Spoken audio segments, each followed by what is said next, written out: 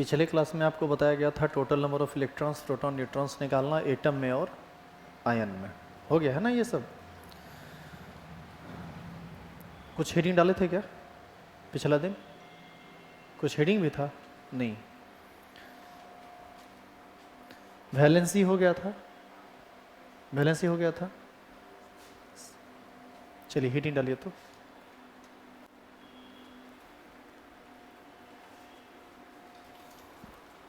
देखिए जरा copy.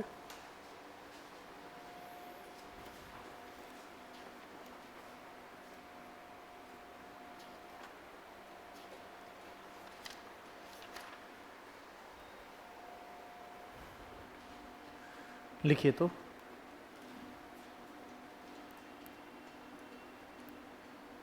Formation of compounds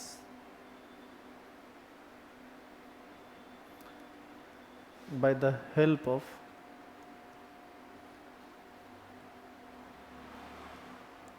radicals. Formation of compound by the help of radicals.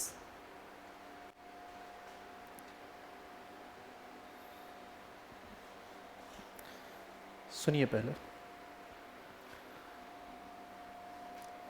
पिछला दिन आप एक चीज़ देखे कि किसी भी चीज़ पर पॉजिटिव चार्ज है, इसका मतलब है कि वो इलेक्ट्रॉन रिलीज किया।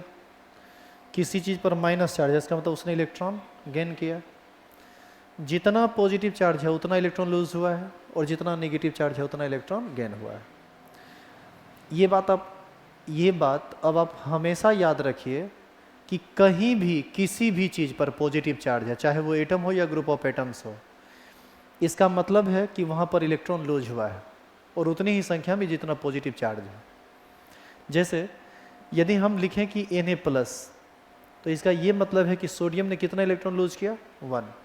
और यदि हम लिखें NH4+, तो यहाँ भी यही मतलब है कि यहाँ एक इलेक्ट्रॉन ही लूज हुआ है। तब यहाँ एक लफड़ा ये है कि एक इलेक्ट्रॉन जो लूज हुआ है वो किसने लूज किया?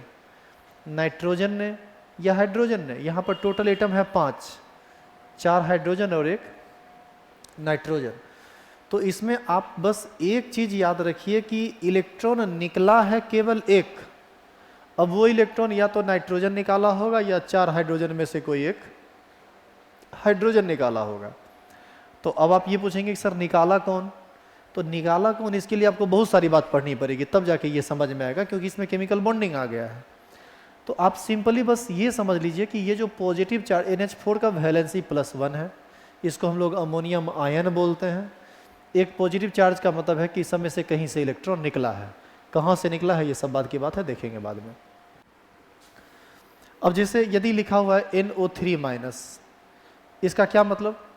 NO3 ने एक इलेक्ट्रॉन गेन किया। एक ही इलेक्ट्रॉन गेन हुआ है, ऐसा नहीं कि सब एक को इलेक्ट्रॉन गेन हुआ, टोटल एक ही इलेक्ट्रॉन गेन हुआ। तो एक इलेक्ट्रॉन गेन हुआ तो कोई एक ही एटम उसको गेन किया होगा, या तो नाइट्रोजन, नहीं तो इस तीनों में से कोई एक ऑक्सीजन। किसने गेन किया ये सब बात की बात, लेकिन गेन हुआ है, इसीलिए यहाँ पर चार्ज कैसा है? नेगेटिव। तो NO3 की वैलेंसी कितनी हो गई? -1। तो अभी हम क्या करते हैं, सभी रेडिकल्स का वैलेंसी आपको बता देते हैं कि किसका कितना वैलेंसी होता है, पॉजिटिव वैलेंसी होता है या निगेटिव वैलेंसी होता है।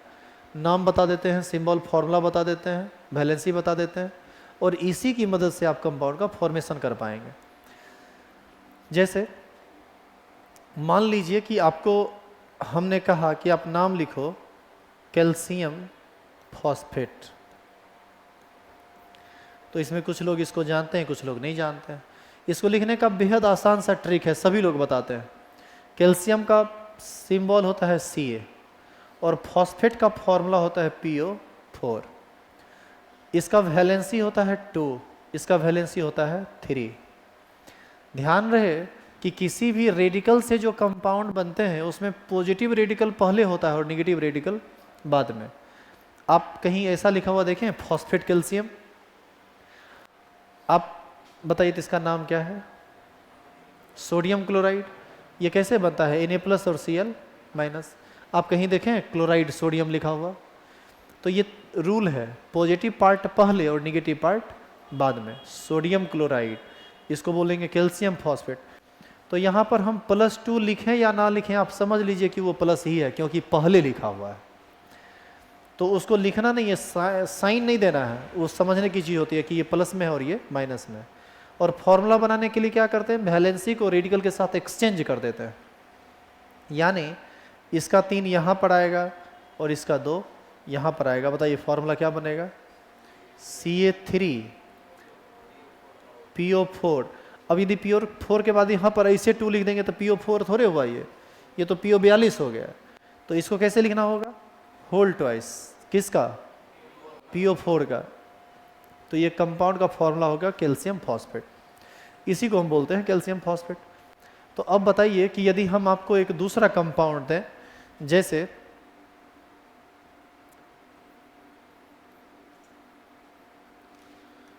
पोटेशियम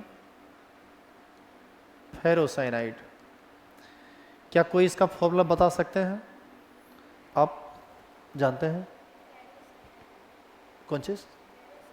हाँ यही, मतलब नहीं, ओवरऑल नहीं जान रहे हैं, यही बताना है। सुनिए, यदि तुमको पोटेशियम फेरोसाइनाइड को लिखना है फॉर्मूला, तो तुमको चाहिए पोटेशियम का सिंबल क्या होता है, के।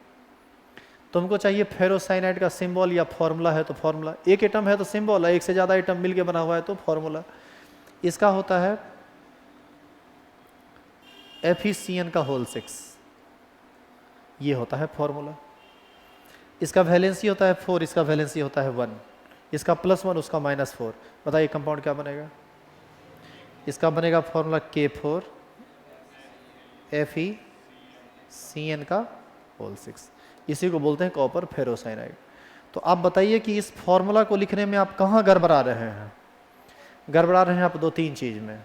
पहला गड़बड़ होगा कि आपको रेडिकल का सिंबल नहीं पता या फॉर्मूला नहीं पता, दूसरा गड़बड़ होगा कि आपको उसका वैलेंसी नहीं पता, और तीसरा यदि आप ट्रिक नहीं जानते हैं तो उसमें गड़बड़ा जाएगा। तो ट्रिक तो बता ही दिए। तो दो सबसे इम्पॉर्टेंट चीज़ इसमें क्या है कि आपको हम सभी रेडिकल का सिंबल बता दें, उसका नाम बता दें, उसका वैलेंसी बता दें। तो बताइए उसकी मदद से आप किसी भी कंपाउंड को कर सकते हैं।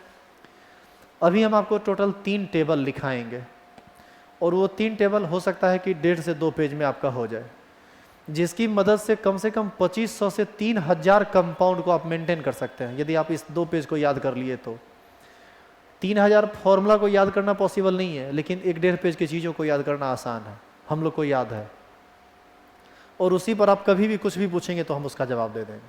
तो आपको भी उतने ट्रेंड होना पड़ेगा।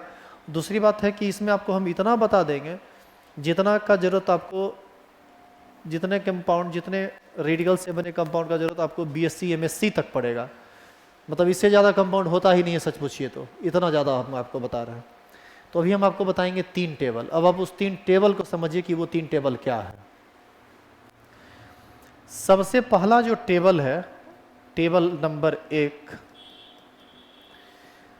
ये है इलेक्ट्रो बेसिक और electropositive radical with fix valency. यानी पहला टेबल में हम आपको सिर्फ वैसे रेडिकल का नाम, सिंबल और वैलेंसी बताएंगे जिसका वैलेंसी फिक्स होता है और पॉजिटिव होता है। दूसरा टेबल होगा positive radical with variable valency. कुछ रेडिकल्स ऐसे होते हैं पॉजिटिव में जिसका वैलेंसी वेरिएबल होता है, जैसे आयरन। आयरन का वैलेंसी +2 भी होता है और आयरन का वैलेंसी +3 भी होता है। लेकिन पोटासियम, इसका वैलेंसी हमेशा +1 होता है। सोडियम +1 होता है। तो ये सब लिखाएगा पहला टेबल में और ये वाला लिखाएगा दूसरा टेबल में। और उसके बाद पढ़ेंगे तीसरा टेबल, वो होगा एसिड और इलेक्ट्रोनिगेटिव रेडिकल। और निगेटिव रेडिकल का लगभग का वैलेंसी फिक्स ही होता है, तो उसमें केवल एक टेबल लिखेंगे। अब जब सब टेबल लिखा जाएगा तो किसी भी कंपाउंड का जब हम आपको नाम देंगे तो वो नाम 2 भाग में होगा।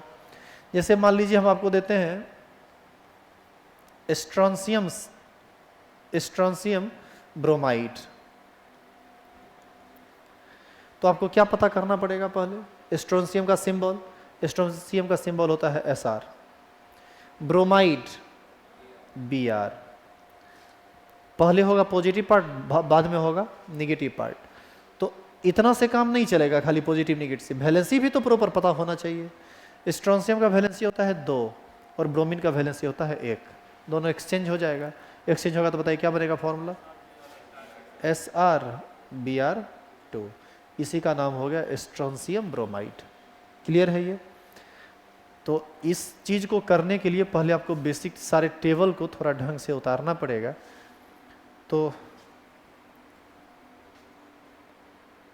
ये हेडिंग हो गया है, लिखिए टेबल 1।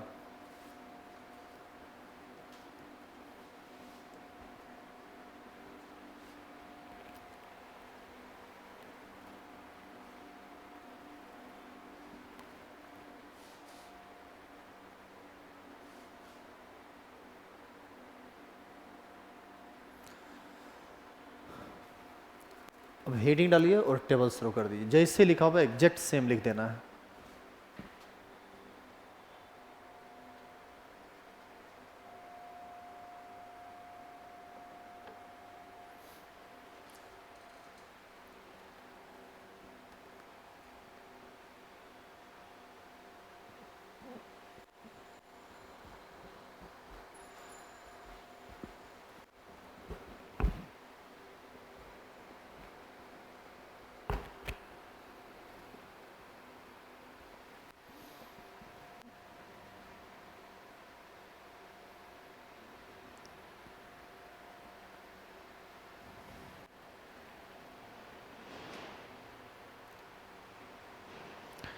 ये थोड़ा सा बोरिंग लगेगा आपको, लेकिन है ये बहुत इम्पोर्टेंट।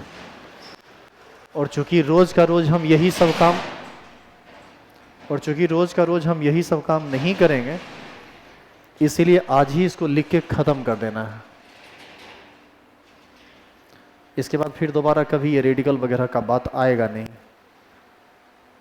तो इसको लिखिए तो सभी लोग तेजी में।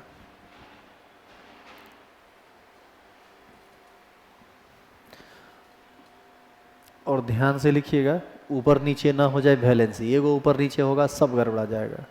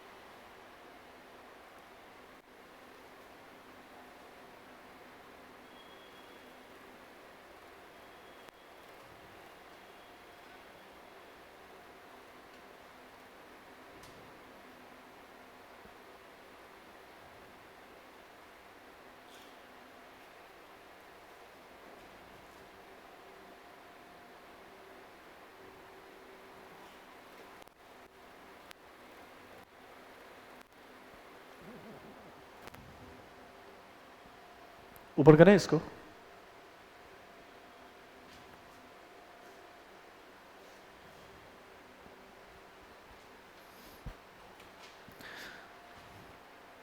जैसे तुमको हम बोलें, सुनो इधर, यदि तुमको हम बोलें अमोनियम आयन का फॉर्मूला क्या होता है, देखो अमोनियम लिखा हुआ है, फॉर्मूला क्या है NH4। तो सिर्फ NH4 नहीं बोलेंगे आप, हमने कहा कि अमोनियम आयन का फॉर्मूला क्या होता है, वैलेंसी कितना 1, प्लस या माइनस, तो हम इसको बोलेंगे NH4 प्लस। ठीक है, उतारिए। नंबरिंग मत कीजिए, डायरेक्ट उतार दीजिए। कितना नंबरिंग करते रहेगा, 50-60 को लिखाएगा, घर पर जाके नंबरिंग कीजिएगा।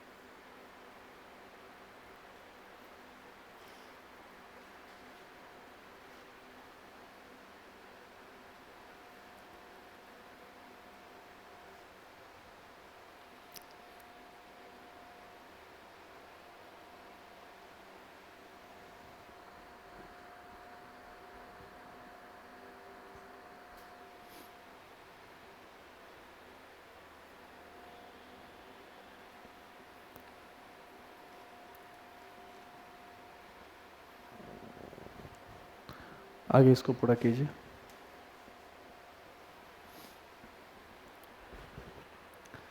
एक टेबल आपका यहीं पर हो गया समाप्त।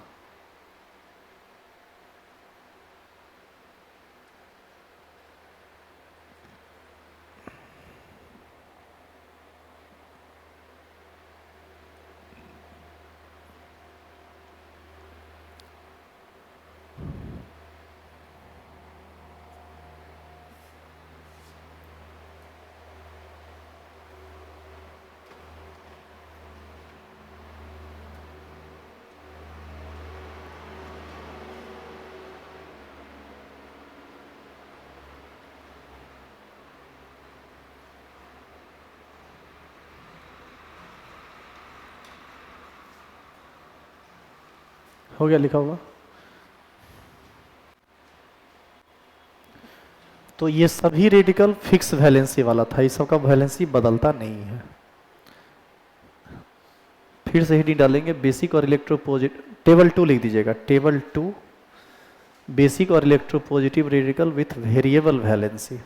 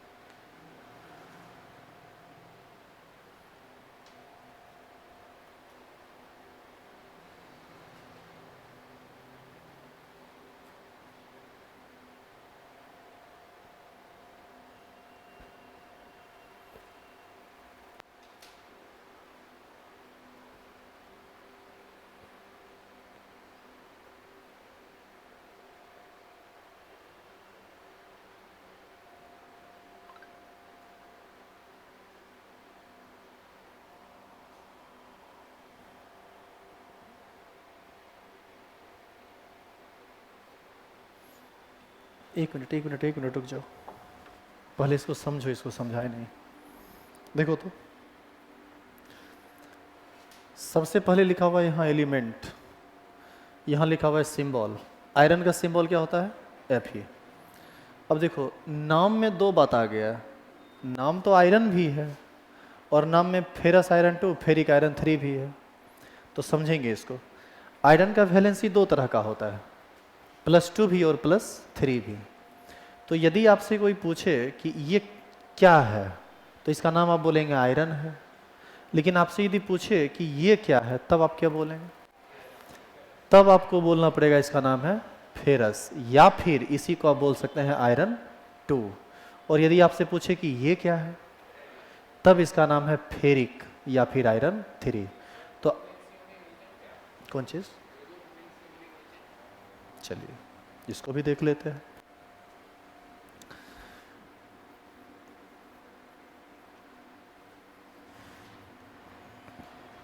ये जो बात आप पूछे हैं ये थोड़ा आगे से पूछ दिए हैं, चूंकि पूछ दिए इसलिए बता देते हैं। एक समझ लीजिए, आयरन का एटॉमिक नंबर बताओ क्या होता है? 26। इसका कन्फिग्रेशन आप यदि 1s2 2s2 पढ़े होंगे तो इसका कन्फिग्रेशन होता है 1s2 2s2 2p6 3s2 3p6 4s2 3d6। पहले आप ये बताइए कि इस आप में से कितने लोग इस कन्फिग्रेशन को जानते हैं? ये क्या लिखा हुआ है, ये क्या पता है आपको कि ये क्या लिखा हुआ है? हालांकि ये सबको हम डिटेल में बताएंगे, क्योंकि आप क्वेश्चन कर दिए कि आयरन का वैलेंसी दो तरह का होता है, इसका कारण क्या है, इसलिए हम इसको बताने लगे। नहीं तो वो सब बात बता के ही हम आगे आपको बताते हैं। इसी कन्फिग्रेशन को आप लिखते हैं ऑर्गन 4s2 3d6। आपको पता है कि आयरन दो तरह का वैलेंसी क्यों शो करता है?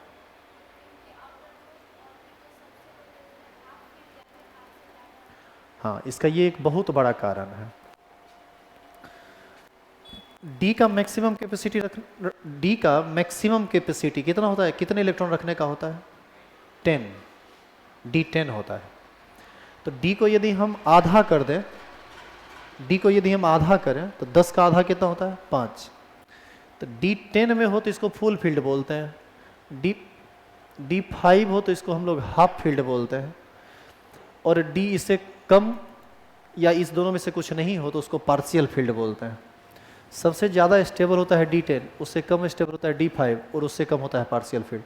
यानी सबसे ज़्यादा स्टेबल होता है फुल फील्ड, फिर हाफ फील्ड और फिर पार्शियल फील्ड। तो किसी भी एटम से इलेक्ट्रॉन जब निकलता है तो सबसे पहले वह आउटर मोस्ट सेल से निकलता है।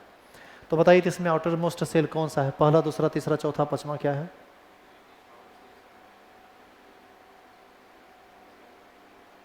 कौन? नहीं, चौथा। इसी को ना सेल कहते हैं। अब देखिए, चूंकि आप पूछ तो दिए, लेकिन समझाने के लिए आगे की चीज़ों की जरूरत पड़ी और वो आप नहीं जान रहे हैं, इसी वजह से इन सब चीज़ों को शुरुआत में नहीं बताते हैं। आप पूछें तो बता देते हैं। इसका आउटर मोस्ट सेल है चौथा। देखो इधर, पहला सेल, दूसरा सेल, तीसरा सेल, तीसरा सेल, चौथा सेल, तीसरा सेल। किस सेल तक पहुंचे हम? 4 सेल तक। आउटर मोस्ट सेल 4 है। तो सबसे पहले इलेक्ट्रॉन निकलता है आउटर मोस्ट सेल से। इस आउटर मोस्ट सेल में कितना इलेक्ट्रॉन है? 2।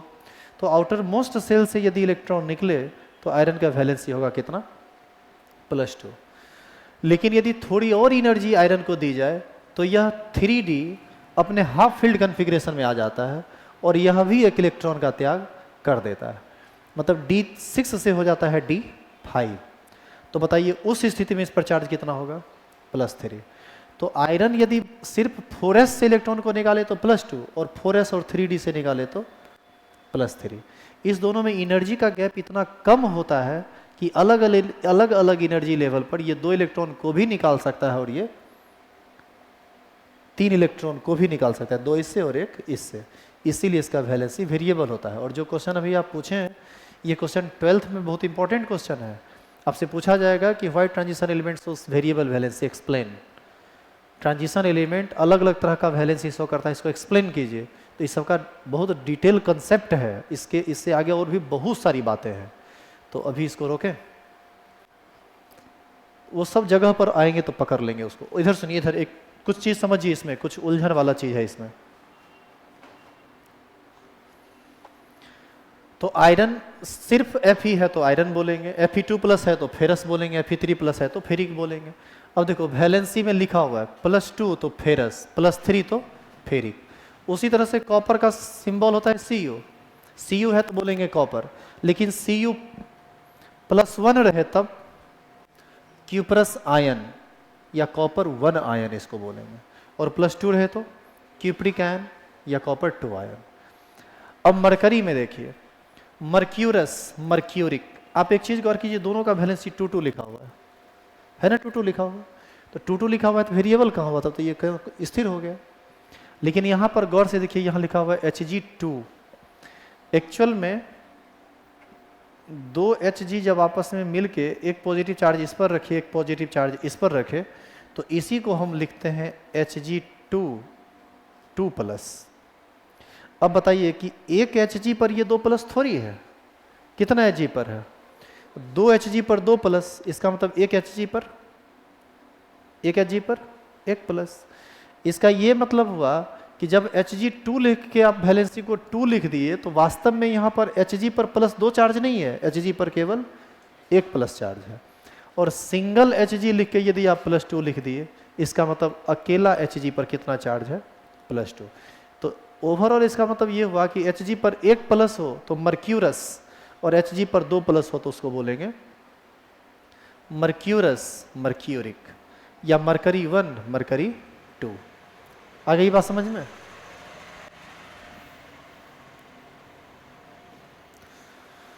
एक्चुअल में होता क्या है ना कि Hg पर 1+ ये एग्जिस्ट नहीं करता है।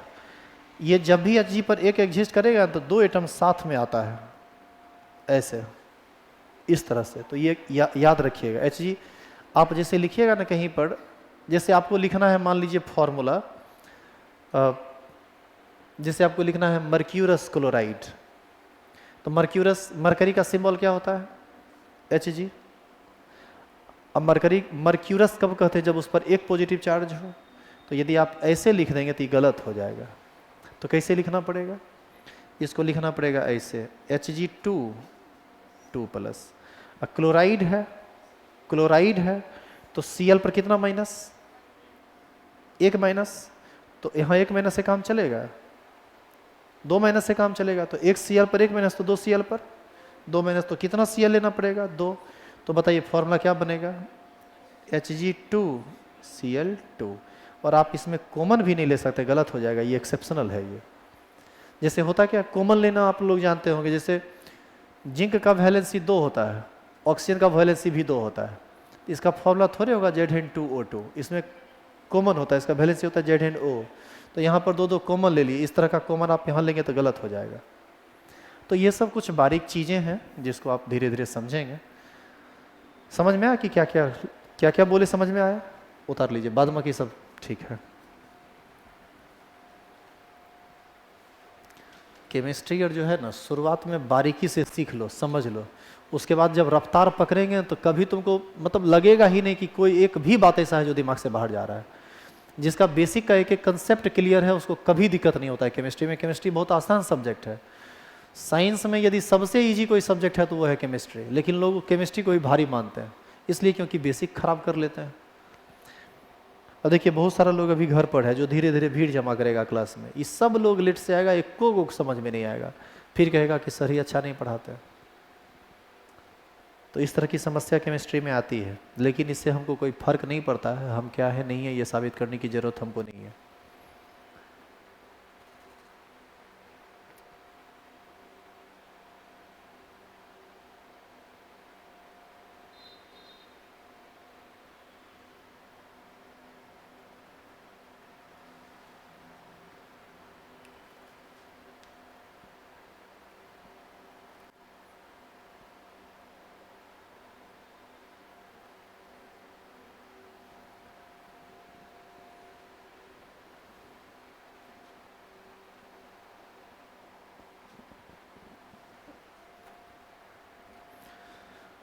इसमें सच पूछिए ना तो थोड़ा सा ना एरर है लिखने में, ऐसे भी लिख सकते हैं, कोई दिक्कत नहीं है।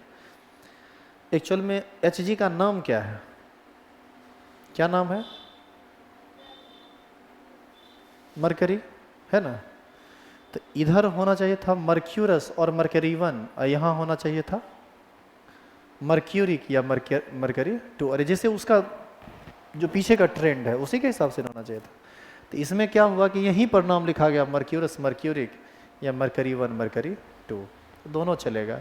Hg है तो मरकरी तो लिख लीजिए, इतना समझदार आप हैं कि आप उसको फॉलो कर लीजिएगा। कौन चीज़ नहीं समझ, फिर से बोलिए। Hg मर्क्यूरस होता है ना, तो हाँ, दोनों पे तो पॉजिटिव चार्जिंग होता है, दोनों रिपेल क्यों नहीं करता है दूसरे को? बॉन्ड बनाए हुए हैं, लाइक चार्ज तो जितना रिपल्सन होता है उससे ज़्यादा इसमें अट्रैक्शन होता है। पॉजिटिव चार्ज तो दोनों एक ही होता है, अट्रैक्शन कैसे हो सकता है?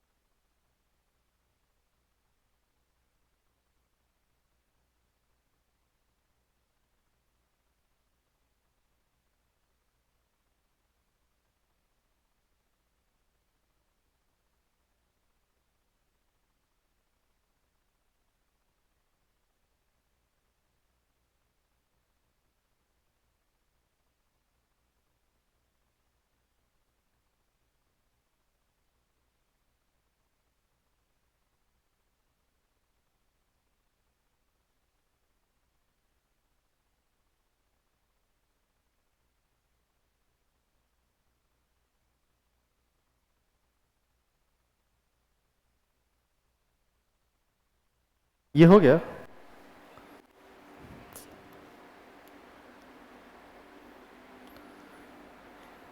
इसको लिखिए तो आगे, इसको पूरा कर लीजिए।